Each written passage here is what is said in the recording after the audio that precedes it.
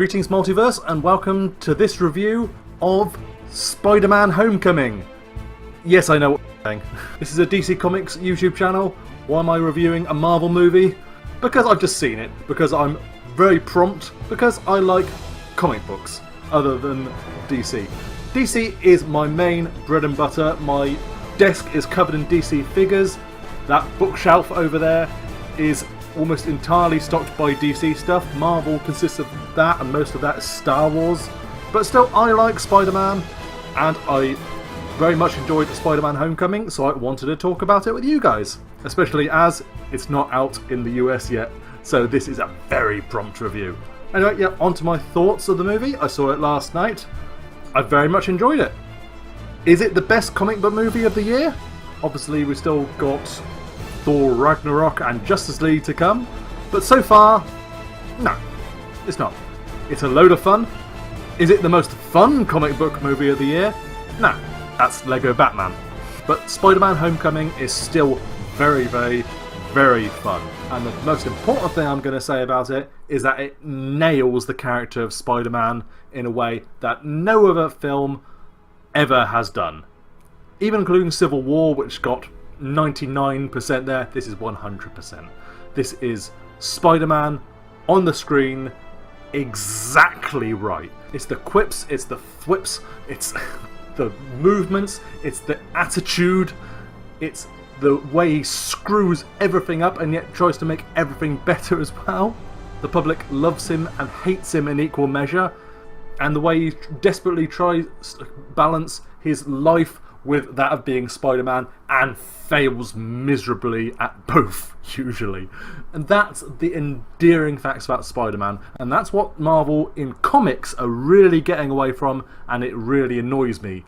Despite the storylines being good recently with Dan Slott doing them, it's getting too far away from what Spider-Man is, which is a young kid who's a bit of a klutz trying to do the right thing. DC haven't really got a character like that, apart from possibly The Flash on TV specifically. Grant Gustin's The Flash owes a lot to Peter Parker, and that's what makes the Flash TV show really entertaining and really lovable, and why everyone loves Grant Gustin so much. He's a bit of a klutz, really. He keeps on making mistakes, and that is fine. It's fine for a hero to make mistakes because it's funny and it endures us to them a lot more. We sympathise and empathise with that so much, and Spider-Man is one of the best at doing that. And of course, most importantly, there is a DC connection with Spider-Man Homecoming. Michael Keaton, in his first proper superhero role, I'm not counting Birdman, as great as that was, since Batman Returns. And he's great. Finally, Marvel Studios have a decent villain. And all it took with them getting back the Spider-Man license to do it. And the shocking thing is, I'm not going to go into spoilers with this review. I'm going to say that now. I should have said it at the beginning, but I'll have it in the headline. The Vulture is actually kind of the main character of the movie. When we're introduced to the movie, we're introduced to the Vulture first, to Michael Keaton's character. It's interesting. I was totally shocked the way that they launched straight into the villain's storyline instead of introducing an action scene or the hero or some other silly thing that Marvel always seem to do with their movie. They follow a template, and this very much does not follow a template.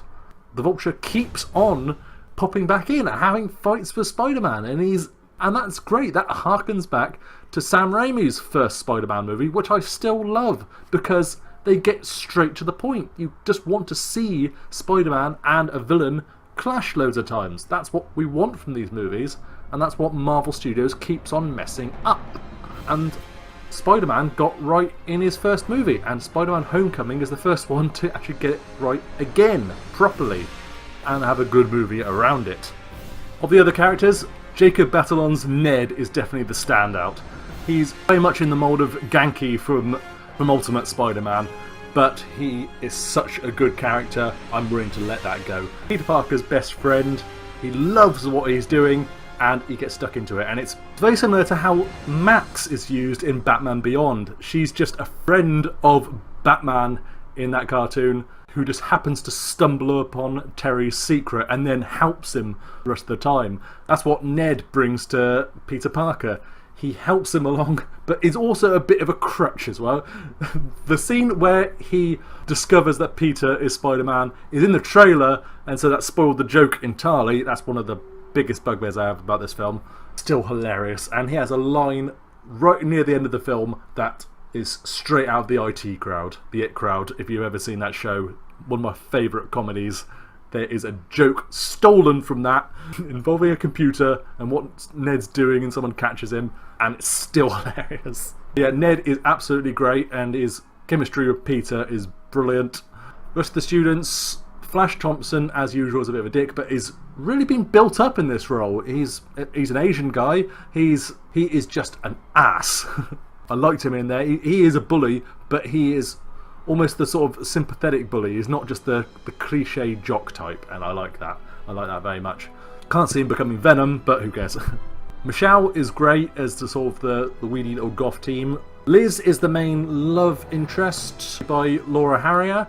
I like the fact that she's a new character. I like the fact that they're not going with the standard MJ or Gwen Stacy route. And she does really well. You really sort of feel for her, and she's really sort of pushing the other students to do better and pushing Peter to actually honour his commitments because she likes him and he likes her, and that's obvious. I still don't believe that she would actually like him though. That is just a bit too convenient American movie logic. That of course the girl that the main character has a crush on him too, and will want to accept him instead of just rejecting him outright. Yes, he's a total geek and never talks to her and just stares at her from across the room. Of course that she's going to still fall in love with him, even though she doesn't know that he's Spider-Man. But, oh well, whatever, that's a common trope. If I have one complaint about the movie, other than the trailers spoiling pretty much 90% of the movie, there's too much Iron Man in it. I don't mind the Captain America scenes because they're very, very funny. There's too much Iron Man in it, and in particular, too much Happy Hogan in it. I can understand Iron Man being in it and Robert Downey Jr., that's quite a get. At the same time though, this is Spider-Man. He doesn't need any boosting from Iron Man, and it takes a little bit away from the character bringing so much Iron Man into it. You have to understand Spider-Man Homecoming is very much a sequel to Captain America Civil War, in particular Spider-Man's appearances in Captain America Civil War. If you don't know what happens in that movie, I suggest you go and seek it out, because otherwise it will make sort of sense and sort of won't, because there's many references to Spider-Man's appearance in Civil War, and this entire storyline is about the fallout of that and the Avengers, actually, strangely enough. That's where the Vulture's motivations come from, and Civil War is all Peter Parker's motivations and what he's doing. And his suit mostly comes from Iron Man, and it's a little bit too much. It's very much a Marvel Studios tie-in Spider-Man movie rather than allowing it to stand on its own 2 feet. It's partly a Sony product as well, and they're desperate to tie in to the Marvel Studios MCU, but too much, especially Happy Hogan, who no one cares about. He's probably about the 3rd main character in this film, and no one wants that. My final slight black mark against the movie, I don't want to spoil anything, but there is one of my worst things to happen in any sort of movie: coincidence. There is a big coincidence that happens later on that just comes completely out of the blue. It allows for the final moments of the movie to happen and pretty much sets up the sequel. It certainly sets up the Spider-Man universe, all based on this coincidence. And I hate coincidence. If it's a minor thing, like just Peter bumping into MJ in the original Spider-Man movie, that's fine when they're just leaving work. It doesn't really matter. This is a key plot point.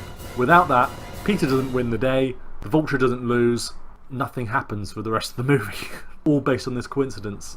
And I didn't like it. It was fun if you're willing to let that go, and I'm sure if I saw the movie again, which I probably will do, I will let that go, because now I know it's coming. The shock of it is out of my system. So I'll let it go, but still that's very, very, very lazy plot development, script writing. Too easy. Too easy, and I don't like that. But in general, I really enjoyed Spider-Man Homecoming. There's some great action scenes, including some that weren't in the trailer. But yeah, the characters are all amazing. Peter Parker, Tom Holland in particular was fantastic, and so was Michael Keaton. Yes, Michael Keaton can do great acting, but he's great here as the villain, ironically. Unless you really, truly hate Marvel, go see Spider-Man Homecoming. If you're just a comic book fan, you will enjoy it. If you like Spider-Man, preferably have seen Civil War, go and see it, definitely. Lots of fun, and Justice League is not until November, so we can wait. Talking about Justice League, I got the new Justice League trailer. I say new, it was really annoying because it's actually just the normal international trailer cut down for some reason. It's edited. It's still got all the main bits in it, but it feels a bit more abrupt. But they were just trying to cram it in there, which I'm fine if the alternative was no Justice League trailer. Doesn't stop me from utterly loving everything I've seen about that movie. And I cannot wait for it. That could possibly be my movie of the year, just for sheer love it of everything. Oh yeah, and also there was a Spider-Man Homecoming trailer before Spider-Man Homecoming. Of course there was. Including scenes which I had not seen in other trailers. Incredible. I actually had to avert my eyes halfway through it because I realised that even though I've seen all the main trailers, there was still a load of stuff in this new trailer before the movie I was about to watch that spoiled things that I had not seen and not even heard of. Movie marketing is insane these days. Spider-Man Homecoming, and if you're particularly averse to Marvel, see it. It's loads of fun. It's not the most fun movie of the year. It's not the best comic book movie of the year, but it's a very, very great Spider-Man movie. And that's what I wanted to see. And I will be seeing it again. Thanks for watching, guys, and putting up with this little Marvel episode of DC Comics Gamer. I'm not going to make a habit of this, don't worry. Look, our non-DC day will be a once-in-a-lifetime thing. I still talked about DC. I still got plenty of DC in there. So don't complain too hard, please. Please leave a comment. What did you think of Spider-Man Homecoming? Are you hyped for the movie if you haven't seen it yet? Which is probably true, as it's not until America until next week. That's why I try to avoid spoilers. I'm happy to spoil the movie in the comments section if you want to have a go with it. So avoid the comment section until the movie comes out or you get to see it. Please leave a like, they really help us out. And subscribe to DC Comics Gamer for daily, mostly DC Comics videos. And I'll try my best to satisfy you every single day and not do Marvel too much. Thanks for watching, guys.